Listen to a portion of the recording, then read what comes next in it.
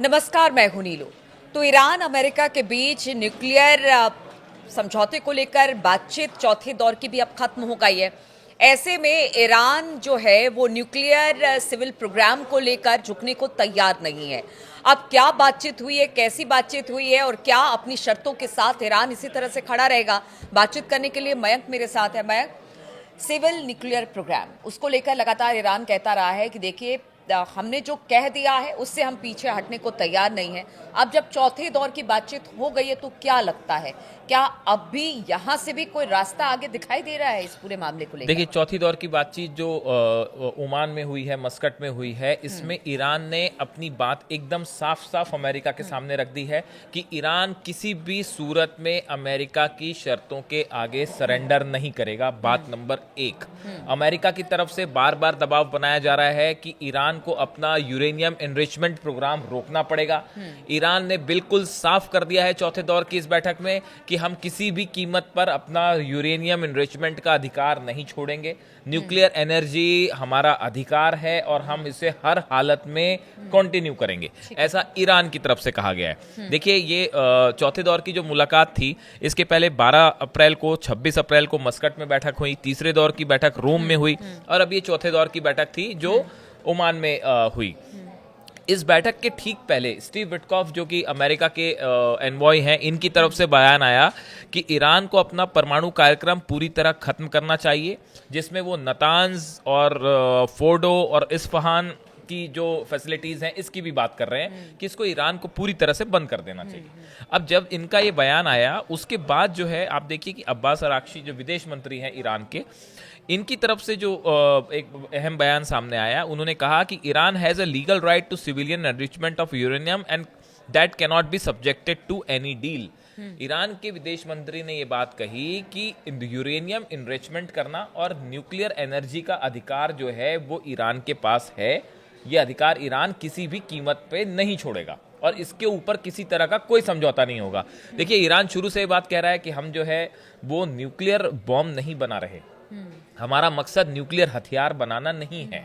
हमारा मकसद है, हमारे जो अंदर प्रोग्राम्स चल रहे हैं इसके लिए हमको रेडियो फार्मास्यूटिकल्स के लिए, हेल्थ के लिए, कृषि के लिए, उद्योग के लिए, इंडस्ट्रीज के लिए हमको न्यूक्लियर एनर्जी चाहिए और इसके लिए हमें यूरेनियम एनरिचमेंट करना जरूरी है।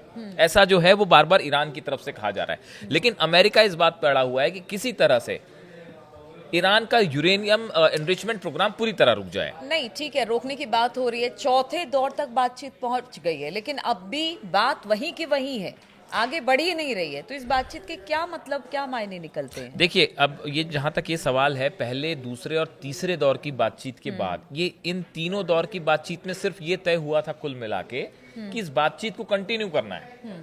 जो कोर मुद्दा है, उस कोर मुद्दे पर अब चर्चा शुरू हुई है। जैसा कि देखिए, इस्माइल बघाई जो ईरान के प्रवक्ता हैं, इनकी तरफ से कहा गया है, उन्होंने इस टॉक्स को लेकर कहा है कि difficult but useful talks to better understand each other's position and to find reasonable and realistic ways to address the differences. इनकी तरफ से ये कहा गया है कि जो चौथे दौर की बातचीत हुई, इसमें जो कोर मुद्दे हैं अब उस पर चर्चा शुरू हो गई है।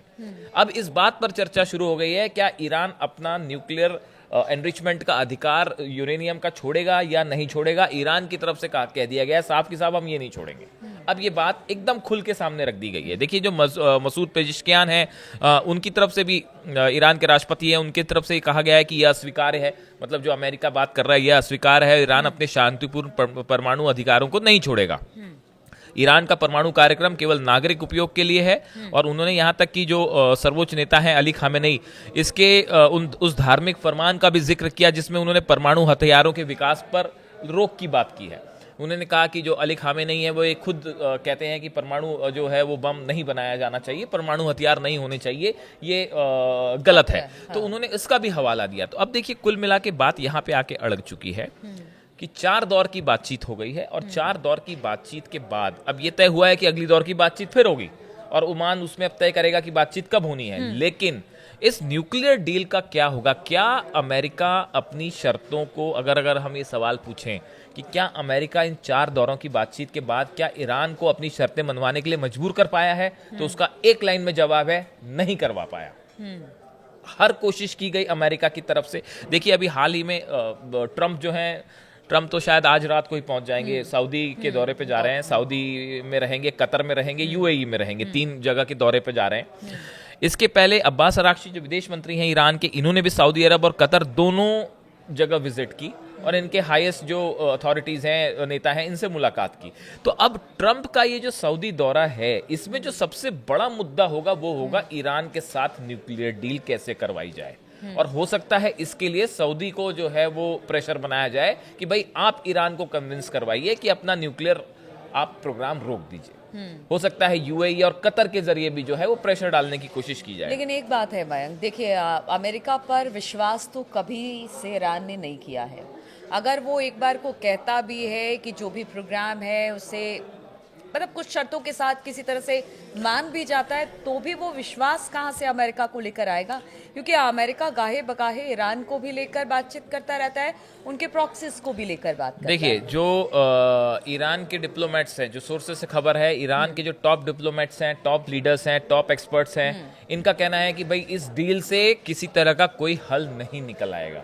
ये इस तरह की टॉक सोशल मीडिया में है कि ईरान के जो एक्सपर्ट्स हैं वो इस बात को मान के चल रहे हैं शुरू से। यहाँ तक कि अगर हम सुप्रीम लीडर जो हैं अली खामेनी, इनकी अगर जिक्र करें तो इन्होंने भी ये बात पहले ही कही थी कि भाई अमेरिका के साथ टॉक्स का कोई खास नतीजा निकल के नहीं आएगा। उसकी वजह ही यही है, ईरान इस बात पे है, ईरान का कहना यह है कि भाई न्यूक्लियर एनर्जी हर कंट्री का एक अधिकार है, हर मुल्क का एक अधिकार है और उसे कंटिन्यू करना, और हम इसे कंटिन्यू करेंगे, हम किसी भी सूरत में इसे नहीं रोकेंगे। एक बात इसमें और जोड़ दीजिए, चूंकि अगर पूरे दक्षिण पूर्व एशिया की बात की जाए, मिडिल ईस्ट की बात की जाए, सबसे ताकतवर ईरान है, इसे कोई नकार नहीं सकता है।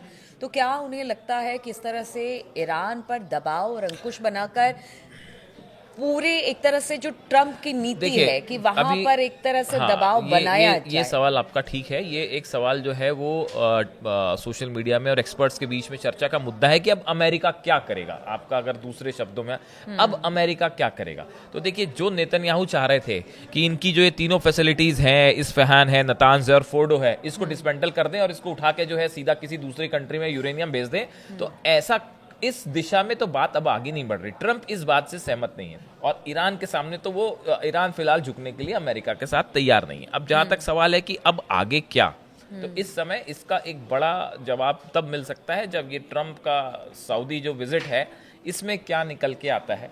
इसके बाद सऊदी की ईरान से क्या बात होती है।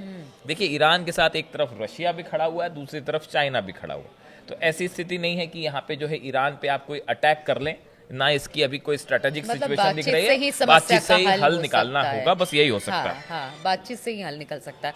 तो आपने देखा कि किस तरह से अपने सिविल न्यूक्लियर प्रोग्राम को लेकर ईरान बिल्कुल झुकने को तैयार नहीं है। बातचीत का दौर अभी चौथे से पांचवें से छठे पर भी जाएगा, लेकिन क्या इसके बावजूद भी बातचीत कुछ बन पाएगी अमेरिका के साथ? क्या इस मसले का कोई हल निकल पाएगा? लगातार इस खबर पर हमारी नजर बनी रहेगी। आप बने रहिए हमारे साथ।